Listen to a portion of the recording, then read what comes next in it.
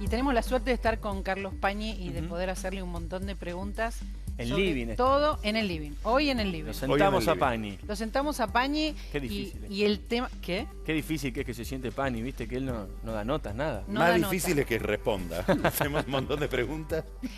Y claro, porque estuvimos mostrando lo que está pasando en los barrios más vulnerables, en Villa Itatí, en la 21-24, otros días en la 31, y la realidad de los barrios vulnerables es difícil y el miedo del contagio indiscriminado, que en algún momento, como en el barrio 31, suceda en otros barrios vulnerables, es lo que más miedo nos da a todos.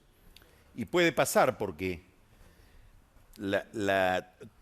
toda la pandemia fue comunicada, y esto es un reproche que se hace a los gobiernos en muchos países de América Latina, con categorías europeas o norteamericanas. Es decir, como una enfermedad de clase media. Lávese las manos, aíslese en una habitación y los demás en otra habitación, trate de no salir de su casa, manténgase en cuarentena o confinado o en situación de aislamiento durante 1, 2, 3, 4 semanas. Indefinidamente. Todo eso es posible en lugares como China, donde hay mucha pobreza, pero no grandes concentraciones de pobreza urbana, Europa, donde no hay villas de emergencia, o Estados Unidos, donde tampoco hay ese nivel de hacinamiento. En América Latina, 90 millones no de personas, de familias viven en lugares que llamamos favelas, villas, cantegriles, barrios nuevos en Perú. Quiere decir que toda esta instrucción sanitaria, y es de muy difícil cumplimiento, me aíslo ¿dónde? Si vivimos 8 en la misma habitación. Me lavo las manos como todos los días. Fíjense que en la Villa 31 la discusión estalla por un problema de falta de agua. Veíamos hoy lo mismo en la Itatí, exactamente lo mismo.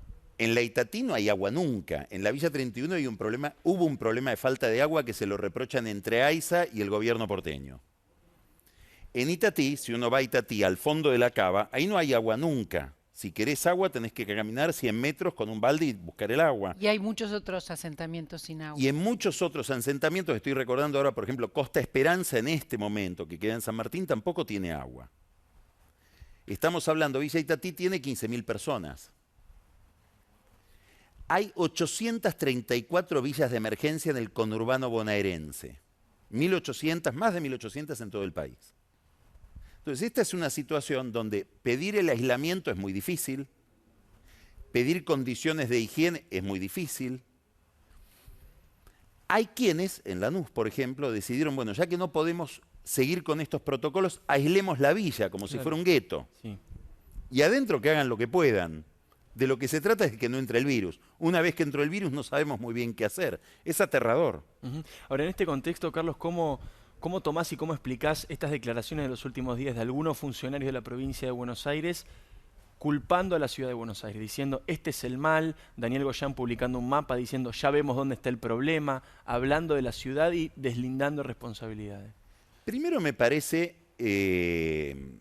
una injusticia y tiene mucho de cinismo, porque es evidente que detrás de la muerte de alguien no hay un asesino que lo fue a matar. Después está el problema de si se le llevó agua como correspondía o no. La ciudad dice hubo un problema en AISA con una bomba una planta que se rompió en San Martín.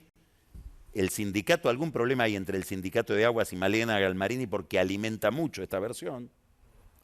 Y AISA que dice le llevamos el agua hasta la villa, si no entra a la villa es por un problema de distribución de agua que no ha hecho la reta. Sobre esto, que sería la polémica objetiva, se montan polémicas, me parece, un poco más delirantes. Yo leí un tuit de Victoria Donda diciendo hay un racismo estructural en la gestión de la reta, racismo estructural que hace que prácticamente él aproveche el coronavirus para matar gente. Bueno, me parece que es como irse al pasto, ¿no? Esto desde el punto de vista del concepto. Respecto de la picardía política que hay detrás de esta discusión, me parece cero. Porque yo estoy en la provincia de Buenos Aires y tengo 864 864 villas de emergencia, es medio infantil y suicida tirarle la piedra a alguien, porque mañana me voy a encontrar yo con ese problema. ¿Y entonces por qué? Porque fue el Más, ministro de Salud, pero no más fue todavía. no fue Quiero un que Goyán me tercera diga, el línea. ministro de Salud de la provincia de Buenos Aires, si en la provincia de Buenos Aires se están realizando testeos con la misma intensidad que en la capital federal respecto de las villas. Porque no Bueno, vaya a ser que no hacen testeos Se sabe que no. y allá ni ya, sabemos ya se cuántos sabe que enfermos no, hay. que hay villas que no han sido testeadas. Y otra pregunta. Probablemente Goyán habla con una comodidad infinita. ¿Qué es la comodidad de los gobiernos bonaerenses? Porque si hay un muerto en Itatí, Dios no lo quiera, la responsable va a ser Mayra Mendoza para la política, no Goyán, ministro de Salud ¿Siempre de es la así? provincia. ¿Siempre es Y el yo creo- intendente el responsable? Yo creo que sí. Que en la provincia de el gobierno costo bonaerense político, es una decís vos. especie de abstracción. Muy grande, Por ¿no? eso los gobernadores hacen desastres, como Daniel Scioli, que hizo una gestión desastrosa y pasó, y nadie tiene... ¿Quién era el ministro de Salud de Scioli? ¿Alguien lo recuerda? No, porque no hay una gestión identificable. Eso el gobierno nacional o el intendente. Y la gente lo tiene pensado así, por eso o votás por el intendente o votás por el presidente. Es muy difícil que alguien vote por el gobernador. ¿Y por eso también el presidente se junta tantas veces con los intendentes? ¿Alberto Fernández? Sí, yo creo que él no tiene un menosprecio a Kicillof. No lo creo como muchos dicen, pero sabe que si tiene que encontrar una solución concreta en una villa, el que te la provee es el intendente. El que puede llevar la comida o el agua o la lavandina a Villa Itatí es la intendenta, que tiene los recursos de un intendente, por otra parte. No le podemos pedir.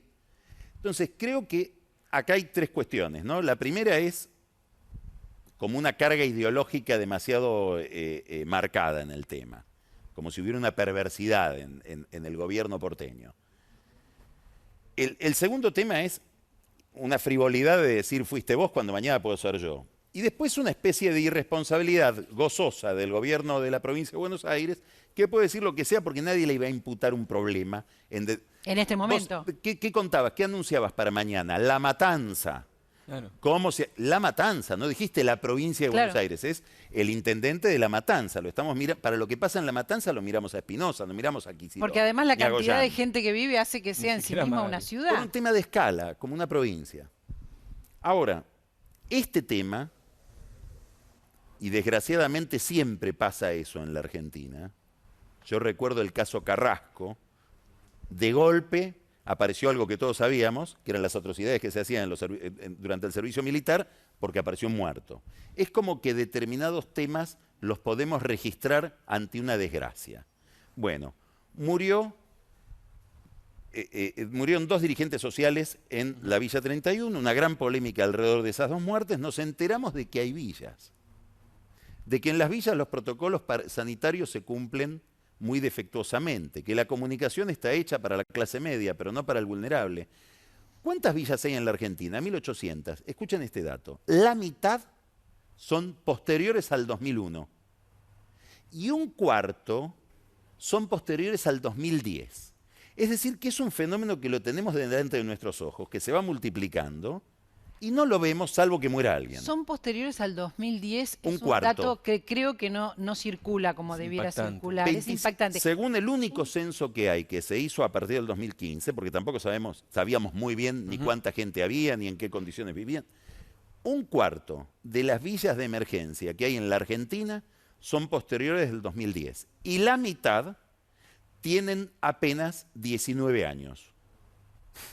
Quiere decir que, algo que ya hemos comentado en otras ocasiones, la Argentina es una máquina de generar pobres.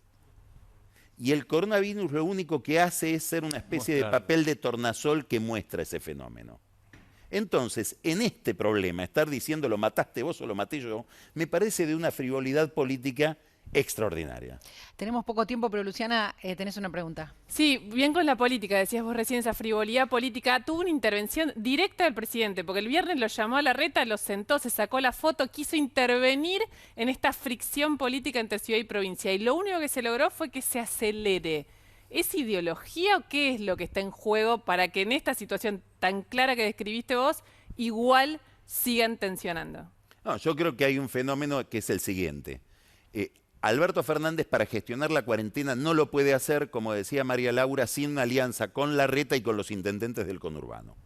No hay forma de que él pueda gestionar su política sanitaria frente al coronavirus sin esa alianza. La alianza con Larreta, con el que ustedes acuérdense, estaba tensionando antes de la pandemia, le quería sacar coparticipación, le quería suspender obras, etcétera, esa tensión se suspende en homenaje a la gestión de la cuarentena. Claro, el peronismo de la capital se queda amordazado. No pueden hacer más oposición frente al que va a ser posiblemente uno de los candidatos a presidente de la oposición en las elecciones, en las próximas presidenciales. Muere alguien en la Villa 31. Bueno, Alberto, ya no nos podés más pedir que no hablemos de Larreta. Ahora decinos que frente a muertos en la villa tampoco podemos hablar. Y ahí Alberto Fernández evidentemente se queda sin argumentos y se desata con mucha intensidad este debate o esta contradicción que estaba reprimido. Nos tenemos que despedir y nos quedamos todos pensando en un montón de cosas. Yo en que la Argentina es una fábrica de pobres, esto lo dijiste más de una vez, es lacerante esa frase, es lo que la Argentina sabe hacer. Eso es lo que